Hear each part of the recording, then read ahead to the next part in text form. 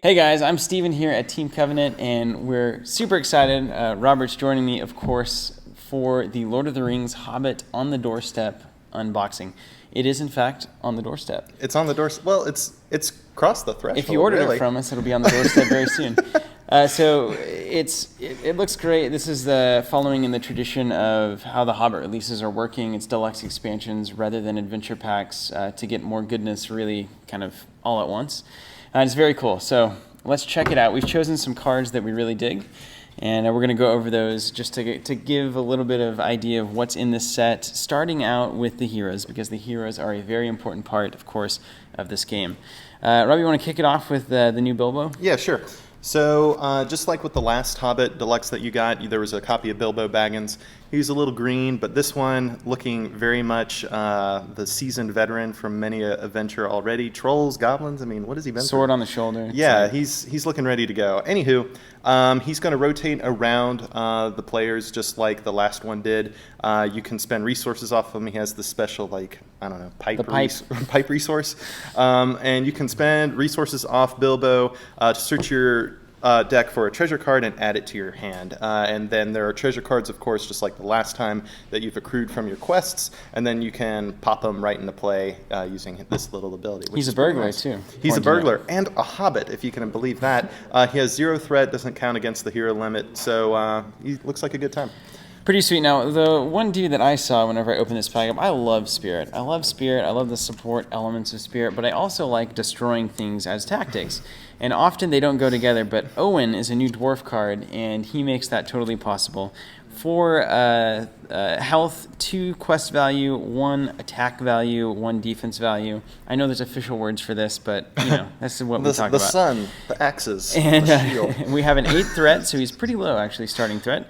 And he's a dwarf, of course. While you control at least 5 dwarf characters, Owen gets +1 attacky value, also known as arms or offense or whatever, and gains the tactics resource icon. So if you have 5 dwarf characters, which you will if you're running a dwarf deck, he's going to have not only spirit resources, but tactics resources, which means you can run the full suite of whatever dwarves you want, not including any tactics dwarves, and Owen can still get you access to things like Khazad and all the crazy, awesome dwarf tactics stuff. So this is a big deal. This is a big guy, and he's going to play a huge role in decks. The art's really good, too. He's making a little fire, a little flint and steel. If I recall right, just for flavor purposes, I think On was pretty famous within the group for being able to start a fire the fastest. He's a survivor. There you go. Which I'm into. Who you got to pick here? It's got to be Bard. Okay, right?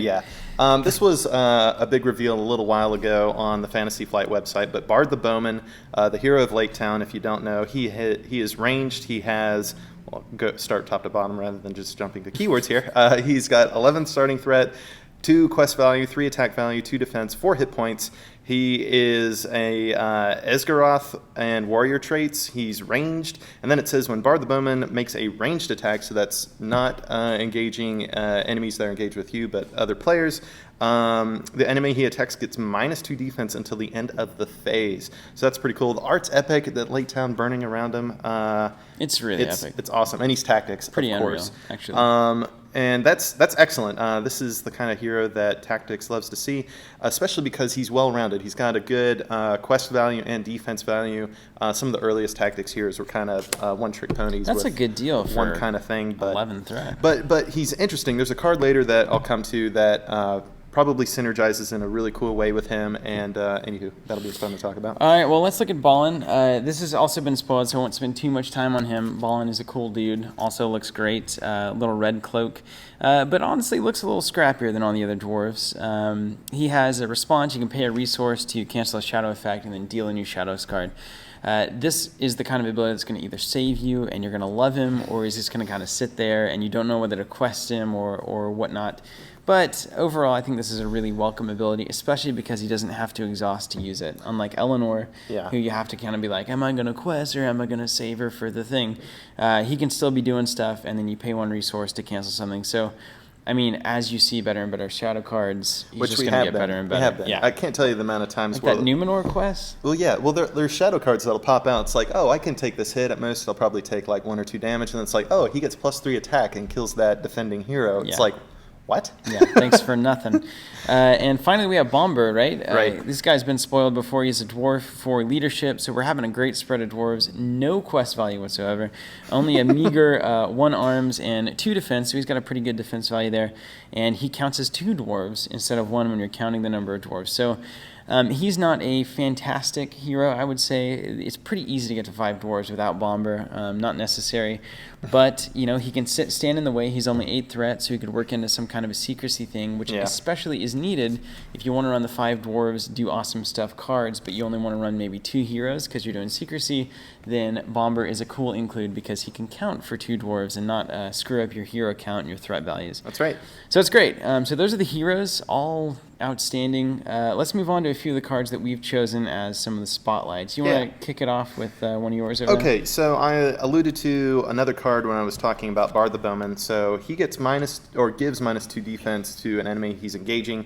And then there's this card. It's called Straight Shot. It's got some sick art with an orc catching an arrow in his face.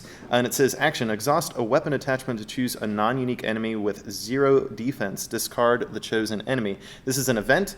Tactics, 0 cost. So Bard is giving -2 defense until the end of the phase. This works for a enemy that is at 0 defense. Then you can discard it. My question is, I think it's pretty self-explanatory that it works with Bard, but what about the Rivendell Blade that gives -2 defense Something as well? tells me it works. We're, as compared to a game like Thrones, where you have to absolutely know where those action windows are. You know, sometimes Lord of the Rings, like, well, I need to look it up. It rarely comes up during an attack where you need to know if you can do it before the damage or after or whatever. So I think it's going to work. We just haven't looked it up yet, but I think it will for sure. So that's a lot of fun. What do you got? I've got Dwalin, man. Okay, here's the thing about Dwalin. I love this guy. I love the idea of Dwalin. I love the way he looks. I love everything about him. His hero was cool. If you're up against orcs, he could actually lower threat like a madman with unexpected courage and stuff. But his ally version is actually maybe even better, even cooler. He's got only a 3 cost. However, if you control at least 5 dwarf characters, you lower the cost by 2. So he costs 1 generally to put out. That's crazy. 1 quest, 1 offense, 2 defense, 3 hit points. This is like a hero right here. He has Sentinel, and this is just an incredible value. So you're almost always going to want to see Dwalin. I bet you like the art. Oh, I love the art. I love the art. It's great. It's great. So this is a good dude. All right. I've got a couple more. Probably the first one I want to cover of probably my last 2 is Ravens of the Mountain. It's a 1-cost lore event. It says, action, exhaust a hero you control to shuffle the encounter deck and reveal its top card. Place progress tokens on the current quest equal to the revealed card's threat. Then put that card back on the top of the encounter deck. I'm really happy to see this card just because this is the kind of encounter deck manipulation for an appropriate cost that lore has been desperately lacking. It was supposed to be one of their shticks, but generally it was either too expensive or just too costly in one way or another. This is a little steep because you still have to exhaust a hero, but at least the card cost is right at 1, and potentially if this is the right kind of quest and you have the ability to look at the top encounter card, well, you have to shuffle it, so it doesn't really matter anyway. But, you gotta shuffle. They knew. Yeah, but this is the kind of effect that we've been looking for, and hopefully it's the start of a trend for lore. The thing that strikes me about this card is a lot of times you be in situations you don't know if you should quest the heroes or not, and then a lot of times you don't, and then not enough enemies come out, and then they're kind of sitting there doing nothing for that turn. So you can actually take advantage of that. You can use that hero to potentially get some stuff on the quest deck, and not only that, but the next turn going into that phase, you know exactly what's coming out, at least the top card, so you can kind of be more prepared. So there's a lot of good stuff going on with that card. And the cool thing about this also is that occasionally there's those times where you just need to be off this current stage of the quest. There's some weird mechanic on the quest card that's really screwing things up for you, and this is a good way to, say, even bypass a huge amount of threat in the staging area and just put progress tokens directly on the quest and hopefully move things along. All right, so I'm going to finish up with my 2 cards. One is To Me, O My Kinsfolk. It's a leadership card. Actually, if you control at least 1 dwarf hero, which you will, Put a dwarf ally from your discard pile into play under your control. Put that ally on the bottom of your deck at the end of the phase. That's excellent. So even stuff, I mean, imagine the Longbeard Orc Slayer, I think it is, does 1 damage to every orc whenever he comes out. Even just to have a strong dwarf whenever you're going to the quest phase, it's all just great. So you can really make use of this card. One-time effect, it's a good shot. And these kind of emergency measures often are exactly what you need in Lord of the Rings, because you never know what's going to come up. That's right. And then finally we have Thor's Key, which is a nice unique artifact and item for Spirit. Attach it to a hero, and after a location is added to the staging area, attach the key to that location. While attached to a location, it gains treat attached locations printed text box as blank except for traits. That's awesome. This is just an easy way to mitigate a really bad location, and there's a lot of them. You know that one location that pops out and it's like, now it like adds threat to everything on the board, or it does something horrible. And so this is going to blank that, and this is an awesome Spirit tool for the rest of really Spirit's existence. Now my question is, what happens to the key once that location is explored? Does it go to the discard pile? Does it come back in? Again, it's one of those things where it's like, we don't know it well enough. I think it has to be discarded. But yeah, it would have to be. It would be too good. Yeah, way too good. And then the last thing that is out of the encounter deck, we get our first dragon enemy, Smaug the Golden. He's a beast. He has 50 threat, X threat. He has 50. What is that? Engagement value or whatever. Yeah. 6 attack, 9 defense, 20 hit points. What? He is a dragon, of course. He's indestructible, immune to player card effects. What? Cannot be engaged. X is the number of non-burglar characters committed to the quest. That's his threat. And then forced. After the 6th progress token is placed here, the players advance to stage 4A. So I'm guessing he's going to interact with your quest in a very specific way. I think that's a fair assumption. We'll have to wait how that works. So you have Smaug the Golden, but then, oh my gosh, there's 2 different versions. Angry Smaug. You have Smaug the Magnificent.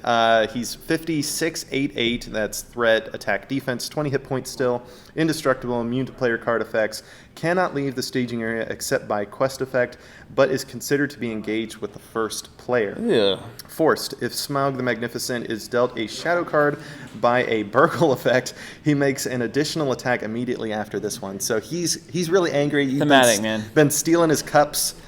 He's not happy. There's theme everywhere. So we're going to actually get to questing, get some decks together, and just run through some stuff because we're super excited. I see a lot of artifacts, a lot of awesome loot cards. Look at that. It's unbelievable. It's crazy. I want to see what this is all about. So if you guys ordered this from us, this will be arriving very soon. If you want to pick it up here and tell us at the store, of course we have it. And we're going to be kind of locked away here in the front room questing for the rest of the day probably. So thanks for watching. And if you guys have any questions, let us know. Thanks so much.